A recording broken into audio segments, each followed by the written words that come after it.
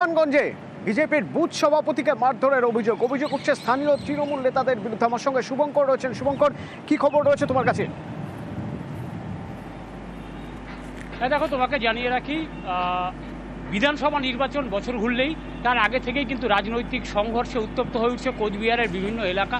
গতকাল রাতে কোচবিহারের তুফানগঞ্জ 2 ব্লকের মহিষকুচি গ্রাম পঞ্চায়েতের এলাকায় তৃণমূল বিজেপির বুথ সভাপতি অমৃত দাস সে স্থানীয় মানসাই বাজারে এলে তাকে তৃণমূলের বিজেপির অভিযোগ, তৃণমূলের লোকজন তুলে নিয়ে যায় স্থানীয় তৃণমূল কার্যালয়ে এবং তাকে জোর করা হয় যাতে সে তৃণমূলে যোগ দেয়, কিন্তু সে অস্বীকার করায় তাকে মারধর করা হয়। বর্তমানে গুরুতর জখম অবস্থায় সে তুফানগঞ্জ মহকুমা হাসপাতালে চিকিৎসাধীন।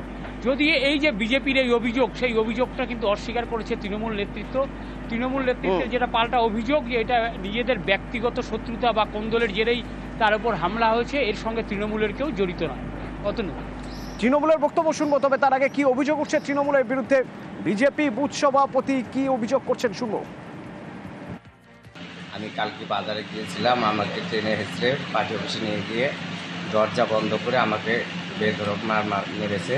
তারপরে কোনোরকমে ওখান থেকে বেরিয়ে আসার আগেই বলেছে বেরিয়ে দিয়ে তার কাউকে যদি বলিস তোর বাড়ি ঘরে আগুন জ্বালিয়ে দেবো, তোকে যেখানে পাবো, তোদের ফ্যামিলিকে যেখানে পাবো সেখানেই খুন করে দেবো। আমি বিজেপি করি তার অপরাধে বলেছিল, আমি যাইতে চাইনি। তার জন্য কী বলেছিল আমাদের পতাকা ধর, আমাদের পার্টি কর, আমি না বলেছি, তার জন্য আমাকে এরকম। বিষয়টা পারিবারিক কোনো শত্রুতার জেদ থাকতে পারে, এখানে দলীয় কোনো বিষয় নেই। বিজেপি এটা চক্রান্ত করে দলকে ঠেলে দিচ্ছে, দলকে কালিমালিপ্ত করার জন্যই তারা চেষ্টা চালিয়ে যাচ্ছে। যেহেতু আগামী 2026 আর দোরগোড়ায় এসে দাঁড়িয়েছে, ওদের পায়ের নিচে মাটি নেই, তাই এই সমস্ত নোংরামি করা হচ্ছে, দলকে কালিমালিপ্ত করার চেষ্টা করছে। পুকুর থেকে মাছ চুরি করেছে, মাছ চোর সন্দেহে এক যুবককে এলোপাথারি মারধর, কলার ধরে রাস্তায় টেনে ফেলে কিল চর ঘুষি। দেখুন সে ছবি।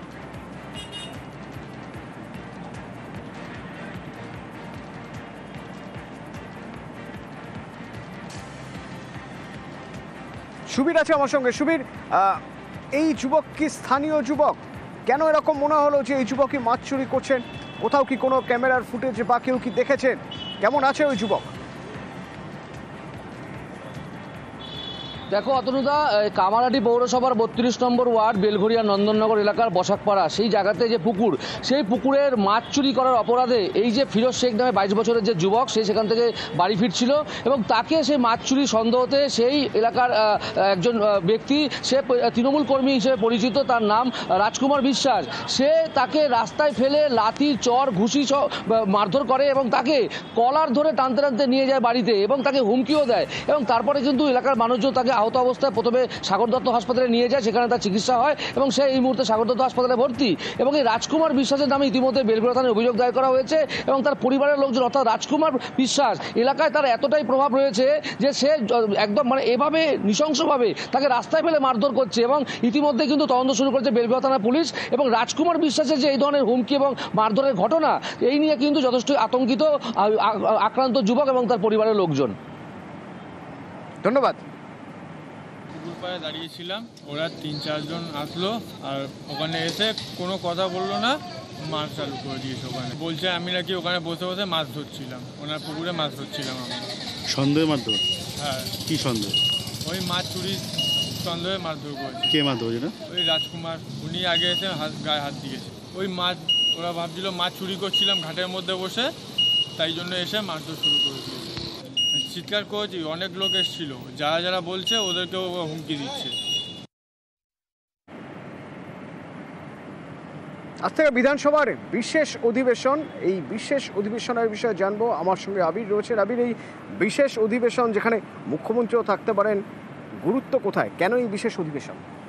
তার কারণ হচ্ছে যে বাংলা ভাষায় কথা বললে বাংলা ভাষায় যারা কথা বলতেন, বাংলাভাষী মানুষজন, তাদেরকে ভিন রাজ্যে গিয়ে যে ধরনের পরিস্থিতির শিকার হতে হচ্ছেন, যেভাবে তারা আক্রান্ত হচ্ছেন, অত্যাচার হচ্ছে, সেই বিষয় নিয়ে ইতিমধ্যে প্রচার শুরু করা হয়েছিল। এবার একদম সরকারি তরফ থেকে অর্থাৎ শাসক দলের তরফ থেকে এই বিষয়ে প্রস্তাব আসতে চলেছে।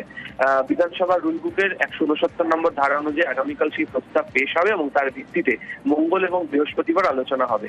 সূত্রের খবর, মুখ্যমন্ত্রী বৃহস্পতিবার এই সংক্রান্ত আলোচনাতে যোগ দেবেন। তুমি জানো যে গত কয়েক মাস ধরে লাগাতার এই রাজ্যের একাধিক বাসিন্দারা যারা ভিন রাজ্যে কাজে গিয়েছিলেন তাদেরকে কি ধরনের পরিস্থিতির সম্মুখীন হতে হয়েছিল, বিশেষ করে হচ্ছে উত্তরপ্রদেশ, দিল্লি, মহারাষ্ট্র, উড়িষ্যা সহ বিভিন্ন জায়গা থেকে লাগাতার অভিযোগ আসতে শুরু করে এবং যে ধরনের অত্যাচারের অভিযোগ নিয়ে বারবার ধরে সরব হয়েছে এবং এই বিষয় নিয়ে রাজ্যের তরফ থেকে প্রস্তাব এনে আসলে কি পরিস্থিতি এবং রাজ্য কি করছে এবং কেন্দ্রের কাছ থেকে তারা কি আশা করে এবং কেন্দ্রের ভূমিকা নিয়েও এই প্রস্তাব সংক্রান্ত বিষয়ে আলোচনা হবে এবং তারই প্রস্তাব হবে আগামীকাল।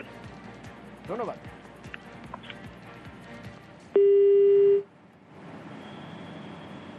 আর এরই মাঝে ভিন রাজ্যে বাংলা বলায় বা এদেশে এ রাজ্যের পর্যটক যারা এ রাজ্যের যারা পরিযায়ী শ্রমিক তাদের হেনস্থার শিকার হতে হচ্ছে। আবার একবার ওড়িশার খবর আপনাদের।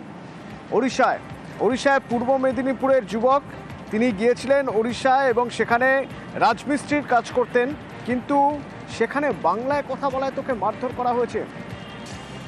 তমলুক হাসপাতালে ভর্তি রয়েছেন মুস্তাফা, আমার সঙ্গে সুজিত রয়েছেন, একটু জানতে চাইবো সুজিত, কি অভিযোগ করছেন তিনি, কেন তাকে মারধর করা হয়েছে?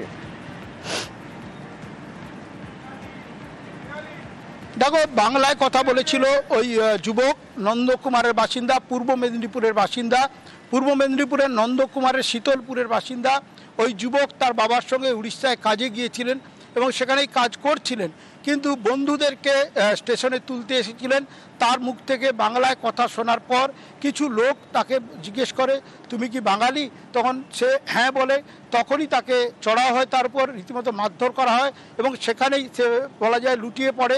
তবে আরপিএফ পুলিশ তারা কিন্তু উদ্ধার করে, রেল পুলিশ করার পর বাড়িতে খবর দিলে বাবা উড়িষ্যায় ছিল, প্রথমে উড়িষ্যায় চিকিৎসা, পরে তমলুক জেলা হাসপাতালে এনে চিকিৎসা করা হয় এবং এখন সে যথেষ্টই বলা যায় যে তার অবস্থা স্থিতিশীল, কিন্তু আতঙ্কিত হয়ে রয়েছে।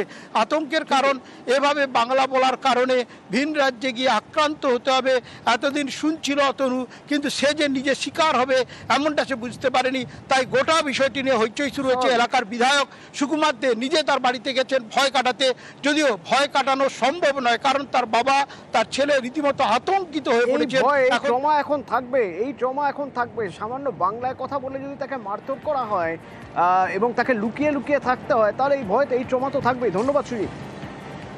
বড় কাজ করতে গিয়েছিলাম উড়িষ্যা, ওখানে স্টেশনে আমি গিয়েছিলাম, স্টেশনে বাংলা কথা বলেছিলাম বলে ওই জন্য মারধর শুরু করেছিল।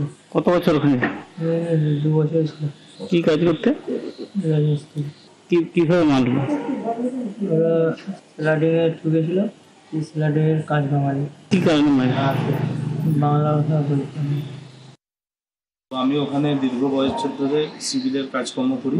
শ্রমিককে ট্রেনে তুলতে গিয়েছিল, ঠিক আছে, ট্রেনে তোলার পরে ফিরে এসেছিল, তো ও বাংলায় কথা বলছিল। ওখানকার ছেলে ওকে জিজ্ঞেস করে, তুমি কি বাঙালি? দুটো থাপ্পড় মারার পরে ও ভয়ে টিকিট কাউন্টারের ভেতরে ঢোকার পরে ও দুষ্কৃতীরাই ওরা ওকে বলে যে এরকম তুই বেরো, তোকে মারবো। তো যখন খুব জোর চিৎকার করে বাঁচাও বলে, তখন ওই জিআরপি পুলিশ দুজন এসে ওকে বাঁচিয়ে নিয়ে আসে। আমি পৌঁছাবার আগে ওকে টেম্পোতে করে থানায় নিয়ে যাচ্ছিল। তো আমি বললাম যে এরকম জিটি নাম্বারটা দিতে, জিটি নাম্বারটা আমাকে দেয়নি, কমপ্লেন দায়ী করেছি। আর এদিকে মাটিয়া থেকে 2 ভাই গিয়েছিল তারা কাজে এবং সেখানে গিয়ে দেখা যাচ্ছে যে তারা বাংলায় কথা বলেছে বলে তাদের বাংলাদেশি বলে দাগিয়ে দেওয়া হয়েছে এবং তাদের সেখানে আটকে রাখা হয়েছে। শেষ তারা মায়ের সঙ্গে কথা বলতে পেরেছে একবারই। হরিয়ানা পুলিশ তাদের হেনস্থা করছে, আটকে রেখেছে, অভিযোগ উঠছে। অনুপম রয়েছে আমার সঙ্গে ফোনে। অনুপম, কি অভিযোগ? দেখো অতনু, এই যে মাঠিয়া থানার উত্তর দেবীপুর এলাকার বাসিন্দা রবিকুল আলী এবং জাফর আলী, তারা 2 ভাই, তারা হরিয়ানায় তারা কাজে গিয়েছিল এবং গত 2 মাস আগেই কিন্তু তারা কাজে যায় এবং 1 সপ্তাহ আগে সেখানকার পুলিশ তাদেরকে ধরে নিয়ে যায় এবং তারা তাদের বাড়ির সঙ্গে যোগাযোগ বিচ্ছিন্ন হয়ে যায়। কিন্তু 2 দিন পরে তাদের বাড়ির সঙ্গে একবারই পুলিশ তাদেরকে কথা বলতে দিয়েছিল। তারা এইটুকুনি জানাতে পেরেছিল যে আমরা বাংলা ভাষায় কথা বলি বলে আমাদেরকে হরিয়ানা পুলিশ আটকে রেখেছে। ব্যাস এইটুকুনি, আর কিছু জানে না, আর কিছু বলতেও পারে না। বয়স্ক বৃদ্ধা মা একা বাড়িতে থাকে, রীতিমতো দুশ্চিন্তায় কাঁদতে কাঁদতে তার চোখের জল শুকিয়ে যাচ্ছে, এমনটাই অবস্থা। না খাওয়া নেই, বয়স্ক মহিলা, এমনটাই অবস্থা। এলাকার মানুষ এবং তার মায়ের